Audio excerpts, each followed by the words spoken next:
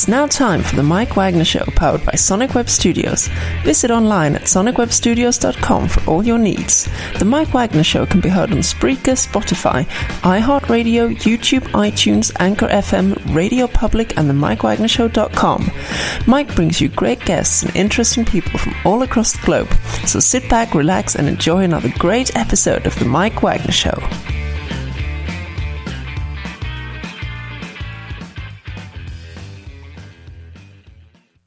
Hey everybody, it's Mike from the Mike Wagner Show, powered by Sonic Web Studios. Visit online at sonicwebstudios.com for all your needs.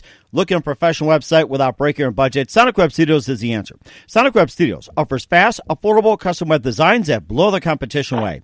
Call today at 1-800-303-3960. That's 1-800-303-3960. Or email to support at sonicwebstudios.com. Mention the Mike Wagner Show. Get 10% off your first order. Sonic Web Studios. Take your image to the next level. Also, the Mike Wagner Show can be heard on the MikeWagnerShow.com. You can check our Facebook page at facebook.com/the Mike Wagner Show. You can download and listen on Facebook, SoundCloud, Spreaker, Spotify, and iHeartRadio. Also on Anchor FM, Radio Public, iTunes, Google Play, over 25 podcast platforms. Take the Mike Wagner Show with you on any mobile device. Subscribe to the Mike Wagner Show on the YouTube channel. Also follow the Mike Wagner Show on Instagram and Twitter today.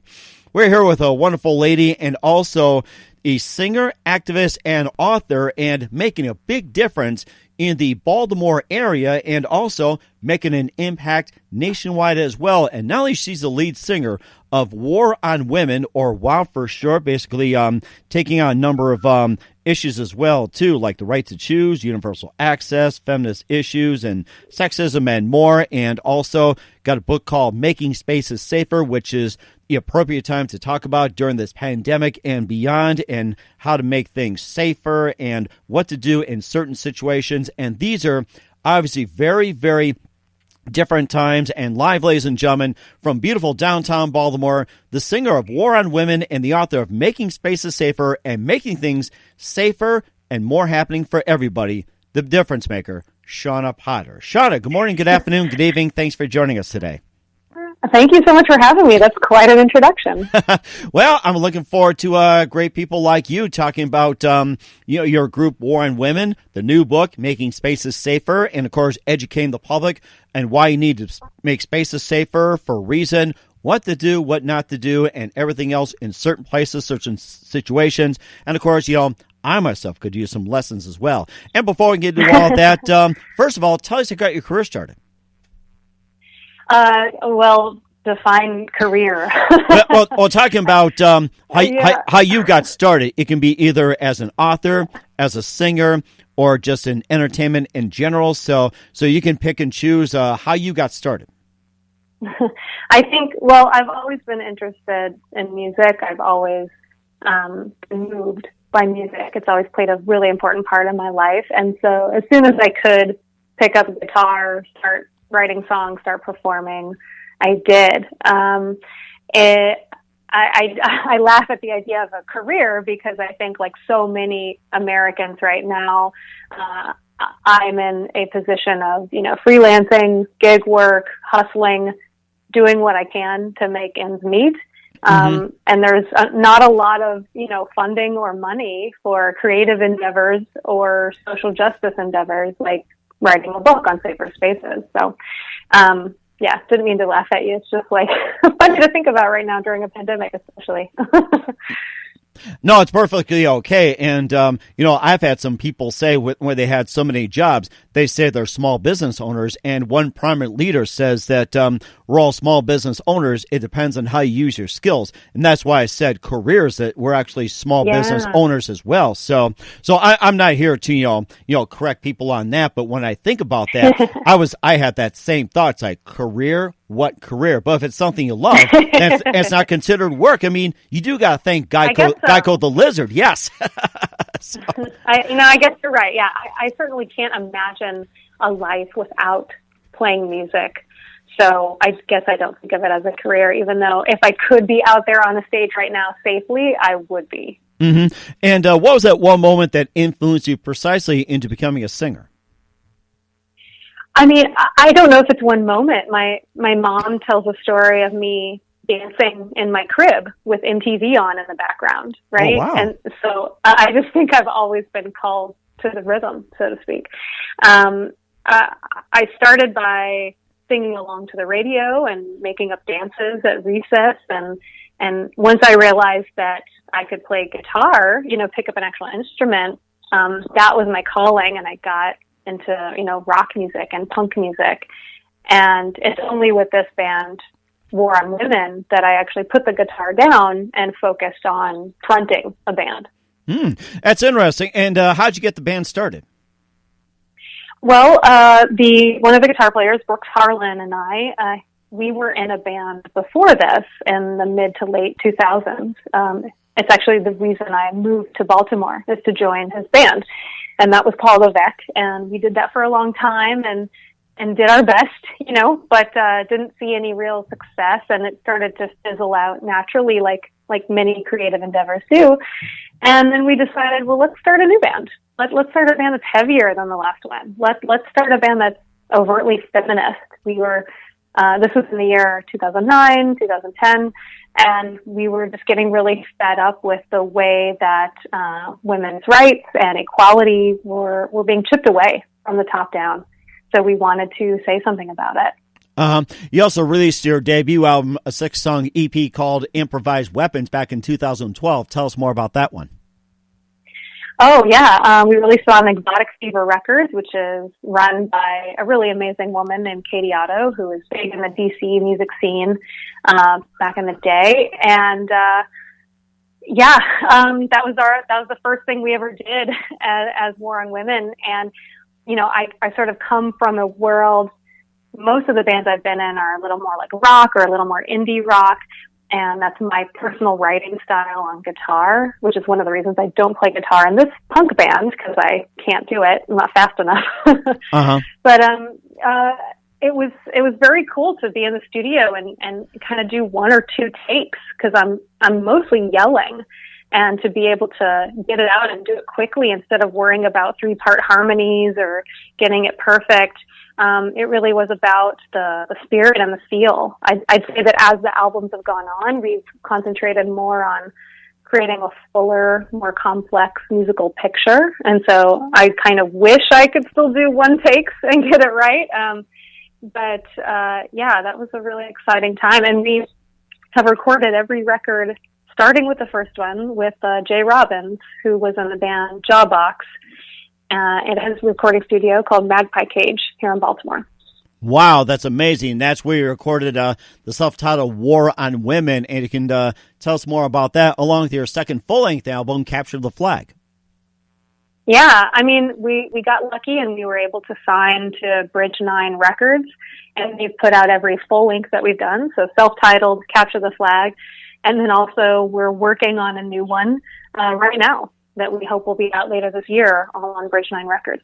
Oh, that'd be great as well, too. And we'll talk more about your music and your book in just a minute. But first, listen to The Mike Wagner Show at themikewagnershow.com, powered by Sonic Web Studios. Visit online at sonicwebstudios.com for all your needs. Looking for a professional website without breaking your budget? Sonic Web Studios is the answer. Sonic Web Studios offers fast, affordable custom web designs that blow the competition away.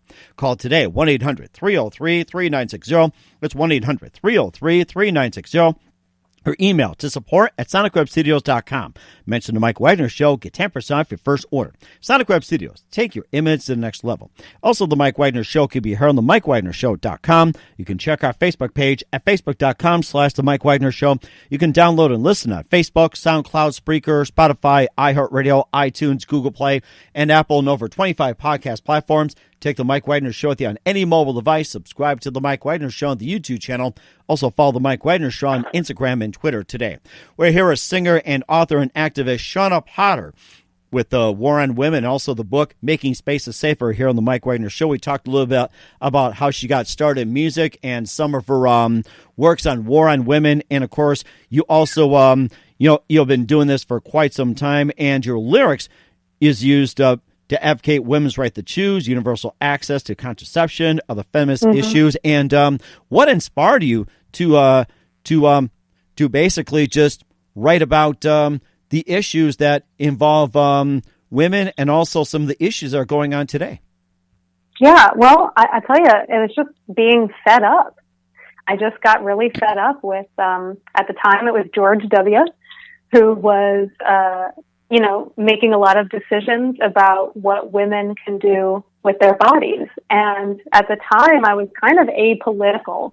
I wasn't that inspired to be involved in politics. I didn't think it really applied to me. But once I started learning what, men were deciding on my behalf with absolutely no experience as women, it just seemed really unfair that the decisions were being made in rooms without women, about women. So I was fed up, I was angry, resentful, and I just had to express those feelings. And I think it's rare to see women represented as angry, to see us feel, get out there and tell our stories. And so I think the more that I can do that, the better I feel, and the better off I think some of our audience members feel being able to see it. Mm-hmm. And also talking about your music as well, too, and some of the lyrics based on those issues as well. Who are some of your favorite artists, singers, and musicians growing up back in your day, even tied into what you're doing? I mean, I am lucky enough to have grown up in the 80s with the best pop singers of all time. Uh-huh. So huge into Janet Jackson and Madonna and Prince and Michael Jackson and George Michael. It was some of the best music that's ever been made. Mm-hmm. And it was just on the radio. They were doing it in real time back then. So I have a huge affinity for a really good dance song, right? Mm-hmm. But I also was turned on to Sonic Youth and Bikini Kill and The Refused and other bands that were saying something and sort of challenging the status quo and not playing mainstream rock radio kind of music. Mm-hmm. It also reminds me of Black Flag, too, with Henry Rollins, based on Minneapolis. And that gave me an image as well, too, that when you get up and, sing about issues like that where most of the mainstream don't dare to do so, it just makes me think of that image. And he made it, fairly popular. Oh, yeah. He sure did get popular. Yeah, we actually had the chance to tour with Flag a few years ago. Henry was not there. I think he's a little too big to do Black Flag. But it was an honor to be able to play with so many original members of Flag. It was great. That is something as well, too. And what are some of your favorite concerts that you went to, especially the ones that start inspiring the stage presence that you guys have? Well, I was kind of lucky to come up in Nashville. When I was in high school, I was living in Nashville, and I got to see a lot of music come through there, or at least through Atlanta, which we would always drive to see shows in Atlanta. So I tried to see as many bands as I could, just because I liked music. And there were a lot of good festivals, free, open to the public street festivals in Nashville. It's kind of hard to narrow it down, actually, I'm sorry to say.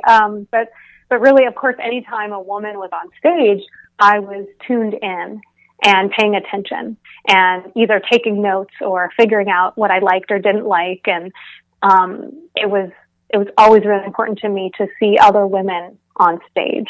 And who would you say your favorite performer in terms of women on stage were, and who did you take up after? Well, I have to admit that I was a huge fan of the band Hole and Courtney Love, and kind of a, I don't care what you think sort of attitude that is very punk. But I also remember seeing Tori Amos and Erykah Badu, and absolutely falling in love with Erykah Badu, who just captivated this entire huge audience, and put on such a great show for a long time, hours, right? Playing for hours. So yeah, I would say Erykah Badu, Tori Amos, and Hole. And Ruka Salt was really fun too. Mm-hmm. And also getting to the concert experience as well too, and talking about the book, Making Spaces Safer, not just anywhere, concerts and more. We'll talk about the book, but first listen to the Mike Wagner Show at the MikeWagnerShow.com, powered by Sonic Web Studios. Visit online at SonicWebStudios.com for all your needs Looking for a professional website without breaking your budget? Sonic Web Studios is the answer. Sonic Web Studios offers fast, affordable custom web designs that blow the competition away. Call today, 1-800-303-3960. That's 1-800-303-3960. Or email to support@sonicwebstudios.com. Mention the Mike Wagner Show. Get 10% off your first order. Sonic Web Studios. Take your image to the next level. Also, the Mike Wagner Show can be heard on the MikeWagnerShow.com. You can check our Facebook page at facebook.com/The Mike Wagner Show. You can also download and listen on Facebook, SoundCloud, Spreaker, Spotify, and iHeartRadio. Also on Anchor FM, Radio Public, iTunes, Google Play, Apple, over 25 podcast platforms. Check the Mike Wagner Show at the on any mobile device. Subscribe to the Mike Wagner Show on the YouTube channel. Also follow the Mike Wagner Show on Instagram and Twitter today. We're here with singer, activist, and author Shawna Potter here on the Mike Wagner Show. She's a singer of War on Women and also a new book out called Making Spaces Safer. And, of course, this also applies to anywhere you go, like at music venues, nightclubs, community spaces, even art galleries, bagel shops, and more. And before we get into details, tell us all about the book and what inspired you to write it. Yeah, well, I've actually been teaching safer space tactics for the last 6 years or so. And really, it just came from a place of realizing that I wanted safer spaces personally. And through my activism with anti-street harassment work, there are just so many people in our communities that don't have equal access to leisure time, that are harassed for just being who they are when they enter a space that should be fun for everyone. So after teaching these tactics for a long time, I realized, I was repeating myself and I should just go ahead and write it all down. That way I can save my breath. I can save somebody money. They can have equal, better access to the information for cheaper than paying for a workshop or something. And really that the message could go farther than I could ever travel. So yeah, I just wanted a one-stop shop where everything around safer spaces could be in one place. So it really is a great basic guidebook for people to start making their space overtly friendly and open to everyone. Mm-hmm. Now, did you have an incident per se that you felt violated when it came to space and having that in your Making Spaces Safer? Was there an incident that you felt violated in a certain space area or anything similar like that? Oh, sure. I mean, I've had plenty. It's almost hard to narrow it down. And I know that my experience is not unique. I've been touched inappropriately. I've had very vulgar or rude things said to me. I've had men follow me around a bar. And what ends up happening is that the folks that are being bothered and harassed are the ones that usually end up leaving their good time because they don't want to deal with the harassment and they don't trust people working at the venue to handle it appropriately. And this was happening all the time to my friends and acquaintances. And I just got really tired of the idea that someone working at a venue, especially those that are running security, right, and are supposed to keep us safe, I hated the idea that they wouldn't know how to handle that kind of situation. And so these tools, while they're for everyone, no matter what your experience level is or your authority position, or if you're in the audience or on the stage, I give information that everyone can use. But I really wanted to equip the workers with the ability to make sure that they would make sure that everyone had a good time. Mm-hmm. But yeah, there's so many incidents. My friends had been called the N-word and had to leave. And these are even in supposedly progressive and cool spaces. And that just didn't seem fair to me. Mm-hmm. And also, too, is self-defense encouraged or discouraged? Like, say, use pepper spray, or say, like with, like I'm trying to think of a move used like in Kung Fu or Taekwondo, or just like a simple punch or anything like that. Is self-defense like that encouraged or discouraged? Well, I tell you what, there are plenty of resources out there around self-defense. And people have plenty of access to that information if they want it. I personally have taken self-defense classes. I think I would never tell a victim of harassment or assault that they could or couldn't use self-defense tactics, right? But it's not really about that. It's about the idea that everyone else in the room outnumbers the person harassing and the person being harassed, and that they have plenty of power, nonviolent power, to neutralize the situation, de-escalate the situation, and keep everybody safe. So that's who I'm concentrating on, because I just didn't think this information for all the bystanders was out there and spelled out as clearly enough. And it's also, there's addition of personal stories, case studies, sample policies, and also interesting advice like how to flirt without being a creep. That's an interesting one. I mean, we all have room for improvement, right? So, yeah, I included that chapter in my book after doing a lot of talks at universities and college and getting these really sincere questions, especially from young men who really truly wanted to know, how do you hit on someone without being accused of harassment? Like, how do you actually show your interest in a way that doesn't offend someone? So, yeah, I put an entire chapter so that we can all do a little bit better at reading clues and respecting boundaries while still saying, yeah, I think you're cute. Or you can just say, hi. You could just start there, right? Yeah, that's probably the simplest one in the book. And what's your sign? Yeah, the sign's the door. I gotta say that. So, and of course, you have some really good ones too, like how to be a good citizen in spaces during a pandemic, and how certain people like POC and Asians being unfairly treated in public spaces because of COVID. And first of all, how do you be a good citizen in spaces during a pandemic? Well, it's just like any other time. Basically, I include a section in the book about the 5 Ds of bystander intervention. And what's so great about the 5 Ds is that they can apply to basically any situation. They're specific enough and yet vague enough to be malleable. So even if we're wearing masks, even if there's less people out and about at one time, harassment is still going on.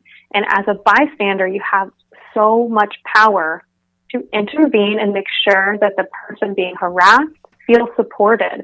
And people might not understand why that's important, but in the moment, if someone else is around and gives you even a supportive eye glance, it can actually lessen the trauma surrounding a harassment incident by half, which is huge.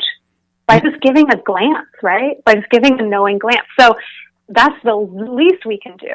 And there are so many other things we could do too. So it might be difficult to be direct when we are advised to stay 6 feet away from people and we're wearing masks, but we can certainly check in with the person being harassed, ask if they're okay. We can delegate. We can get someone that works at the grocery store to step in if we think something is escalating or getting serious, and they can keep an eye on it, especially if you're concerned for your own safety and you don't feel like it's okay for you to get close to anyone right now, which is a very valid concern. Right. And another concern as well, too, like certain people, like, you got Asians, you got the blacks, you also got, Jewish and also Indian, and, you think of every race and every ethnicity possible being fairly treated in public spaces because of COVID. And how do you guys handle that?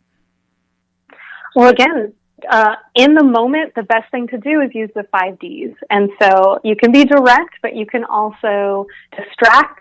You can delegate, like we talked about. You can use the delayed method, which is, again, just checking in with the person and asking if they're okay. And you can also document. So from a distance, you could take a video on your cell phone and give it to the victim if they wanted to use it again in the future. That is interesting as well, too. You're able to promote safety for women in public spaces like concert halls, and you've dealt with sexism in your touring, and also, most importantly, how musicians are adjusting to the new normal in the age of Corona. So I guess we're just kind of going, I guess we just blew through the Rubicon and enter the whole new age where it's like you can't go back to the way it was. Basically, it used to be you crowd together, you mosh together, mosh pit, and interact closely. Now with the COVID, it's like you have to do things a lot different. Safety for women in public spaces. Like at concert halls, even Madison Square Garden of all places. Right, safety for everyone, right? Right. And, of course, you also dealt with the sexism in your touring as well, too, and it seemed like there's a lot of it going around as well. I mean, sexism has been around since the invention of modern society, if not before, just like any other ism, right? So my book definitely, while I come from a background of playing shows and being a woman, everything in my book can apply to any space where we gather, and it applies to any marginalized community that needs to be protected, that is harassed just for being who they are, which is not okay. So the tactics are workable no matter what situation you're in. Mm-hmm. And how are the musicians adjusting to Corona? Ooh, I think everyone is just out here doing their best, you know. I personally, as soon as we had a tour booked and it got canceled the week before it was supposed to start, and that was in mid-March. And so once that tour was canceled, that's when it really solidified that this is a big deal for me and that things were changing, right? So first thing I did, I was out a lot of money. Not going on tour, right? Bands invest a lot of money up front to go on tour. So we had a ton of merch sitting around. You know, we just got new equipment, a new microphone, and I was just setting on my credit card. So my first priority was to sell as much merch as I could online so that I could pay off my credit card debt. The next priority was to start looking for grants or any kind of relief that was possible because I didn't trust that unemployment benefits would come my way. When I was done with the grant cycling, then finally unemployment opened up in Maryland for people, 1099ers like me, right? So now I've got that going, and now I'm just working on, okay, what kind of job can I have in this new era of Zoom? You know, if everything's online, I need to make sure I can start doing these safer space trainings online. So that's what I've been doing. Mm-hmm. And how can people contact you about safer spaces training? Just go to my website, which is shawnapotter.com, SHAWNAPOTTER.com, and it has all the information there about what kind of trainings I do, what I can talk about, if I'm going to do workshop, a private training, a discussion, feminist coaching, all kinds of stuff. I'm open to it right now, obviously, because everyone's just trying to do their best. And where can we find your book at? Well, hopefully you will order it from your local bookstore because they're doing curbside service. So order it from your local bookstore. If you can't get it there, then you can order it from the publisher directly, which is AK Press. You can find it at akpress.org. If you have to get it on the site that shall not be named, I don't judge you. I'd rather you have the book than not. But see what you can do about supporting a small local business first. Mm-hmm. And that's a very good idea. Once again, singer, author, activist Shawna Potter here on the Mike Wagner Show. Just a few more minutes with you. You've been fantastic. Thank you for your time. You've been great. Looking forward to getting soon. Just a few more minutes here. And you've had a lot of moments up on stage. You talked about all the incidents you have, but kind of turning the tide a little bit. What are some of the funniest moments you've had on stage? Oh, that's a great question, actually. I remember just this last October, we were playing a festival, and one of our songs is called Pleasure and the Beast. Mm-hmm. And so I'm sort of singing about this beast, and all of a sudden, someone in the audience pops up, and they're wearing like this furry wolf mask. And I was like, oh, you're the beast. Okay, I get it. And I started singing to them, and I came over to them, and I'm sure I got on their shoulders or something ridiculous, got in the audience with them. But I was like, did you plan this just for us? That was really wild to kind of look up all of a sudden and see the beast. There he is. It makes me think of Little Red Riding Hood and the wolf, and says, my, you got big eyes you have. The better to see you. And I can imagine this. Wow, you got such a furry costume. The better to have you on stage, my dear, and sing with you. Yeah. Oh, I can imagine that. I mean, you should encourage more of that, too, just to make things fun. And more fun, yeah. Yeah. And who do you consider biggest influence in your career? Oh, I think there are so many people that do so much. I don't know. I think the bands that have come before us that are political and stick to their guns, I think, like Bikini Kill or Fugazi or The Refused. I think putting your money where your mouth is really matters. And representing your people and your issues really matters. And really, I just want to do right by all the activists and musicians that have come before me. So I'm doing my best to keep learning and keep growing and keep studying so I can be as intersectional and as welcoming as possible in my feminism. And that's the most important thing as well, too. And what's the best advice you can give to anybody at this point? To read the book by Bell Hooks called Feminism is for Everybody, or to read the book called We Were Feminists Once. Those are my two big recommendations after my own book, Making Spaces Safer, of course. But really now is such a great time to brush up on bystander intervention skills, conflict resolution, and de-escalation. Because I just think once we all get a little bit closer to normal and we're getting out more and gathering more, we're going to be so worried about the fun of having a drink with our friends or getting back to work and making that necessary money that we've been lacking, that we won't have the time or concentration for those things that are still so necessary to keep our communities safe. So while you're at home and taking care of yourself in the best way that you can, this is the time to learn how to take care of each other the best way that we can. And I think that's very important, too. And I can imagine myself, getting back to new normal and having some space. And I can imagine a new meeting of, pardon me, do you have any gray poupon in social distancing? Yeah, I don't think we get to do that. Well, they did in cars, too. I guess that's a good example of social distancing. Our cars, yeah. And, of course, lastly, what can we expect from you from 2020 and beyond? Well, the hope is that we're able to finish our new record and release it this year. I have no solid information, but we are working on finishing touches right now, finishing up the artwork. So I'd like to have something out end of this year. And we'll just see when it's safe to play shows again. But as soon as it is, we will be chomping at the bit to get back out there and perform live. Sounds great, and looking forward to having it again soon and keeping us up to date. Once again, singer, songwriter, and author Shawna Potter on The Mike Wagner Show. Shawna, big thank you for your time. You've been fantastic. Looking forward to having you again soon. Once again, tell us about your upcoming projects, what's your website, how do people contact you, and where can people purchase your book and listen and purchase your music?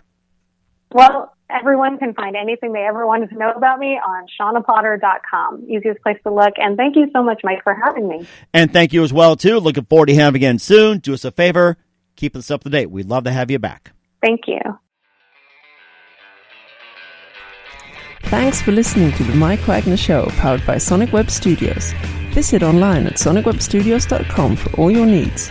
The Mike Wagner Show can be heard on Spreaker, Spotify, iHeartRadio, iTunes, YouTube, Anchor FM, Radio Public, and themikewagnershow.com. Please support our program with your donations at themikewagnershow.com. Join us again next time for another great episode of The Mike Wagner Show.